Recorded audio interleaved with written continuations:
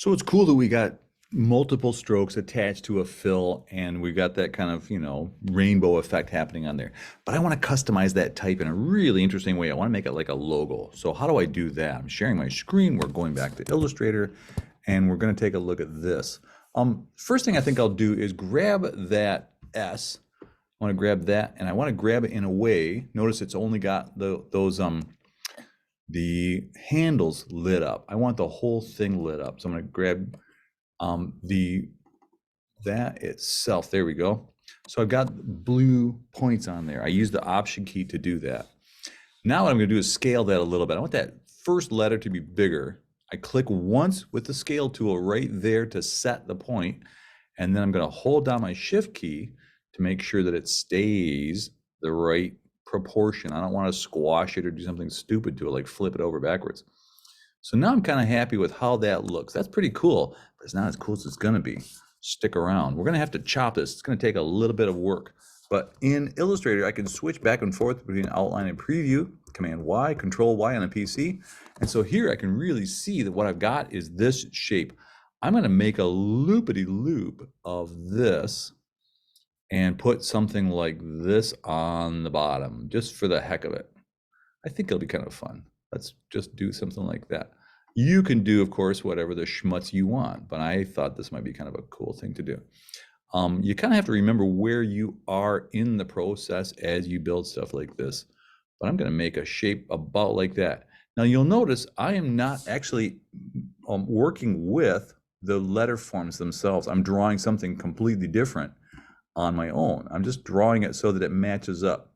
So that if I said, I want this tail from the S to look like it matches, I'm using the handles right here to make sure that that's working right for me. So that's the idea, is you want to make sure that you're getting that working just right so it fits along with the lines. And what we're going to end up doing is cutting this together.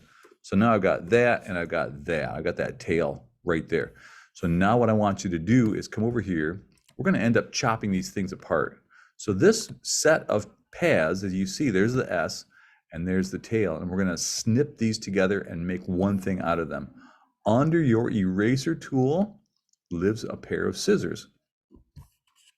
I'm just going to click on this path, make sure I've got it. It might be grumpy if I click on that point. No, I guess it's going to be okay. Sometimes it's grumpy. So if you get grumpy, move to another spot. And I'm just going to throw that away. You see what I've done there? I've just kind of thrown away the back end of this swoop. Now I'm going to do the same thing with the S. I'm going to come in here and clip it maybe right there and right there. I'm just kind of clipping it somewhere where I think, yeah, see, I told you it'd get grumpy. I'll clip it back here, maybe right there. Good. Now I've got that piece and I can throw that away as well. And there you see the nefarious plot that I had. I've now got pieces that I can connect up and drag that point to there, drag that point to there. You notice it's snapped to point because I have snapped to point. Da, da, da. So now I've got two paths. Now you see it's a wreck down here because this is still separate. This is a path and that's a path. They're not joined up yet. So what I'm going to use is my direct selection arrow. I'm going to grab the end of this path. I'm just going to roll over those two right there. I know that I've got 2 points right there. And I'm going to object, path, join. And now I have to do the same thing down here. Got away, go, hit, miba, haba, fuba, object, path, join. And now what I've got, if I click on that, I got the whole darn thing. Now you'll notice I've got some overlapping happening here. I can get into the Pathfinder menu to get rid of that overlap. Doink. Now I'm talking. So now I probably have to go back in. Yeah, I do. I have to go back in on this path and add in the fill, the multiple strokes, all those kinds of things that we did for the rest of it. But now what I've got is a really customizable piece of type that has that tail attached to it. Nothing else like this. It's completely unique. So pretty cool trick.